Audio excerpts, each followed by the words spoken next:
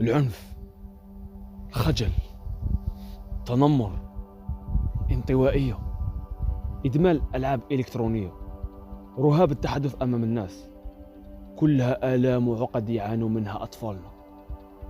حلم كل أب وأم يشوفوا ولادهم في القمة، ناجحين، يحققوا في أحلامهم. مشروع حلم هو الحل. مشروع حلم هو مجموعة ورشات تكوينية تدخل في إطار أسلوب تربوي تعليمي حديث لغرض تطوير وتنمية مهارات الطفل الفكرية والإبداعية والحسية، واستخراج طاقته الكامنة، وكسر جميع الحواجز التي تعيق مساره في حياته الدراسية والاجتماعية. الذاكرة، الملاحظة، الخيال، الإحساس، الإيقاع.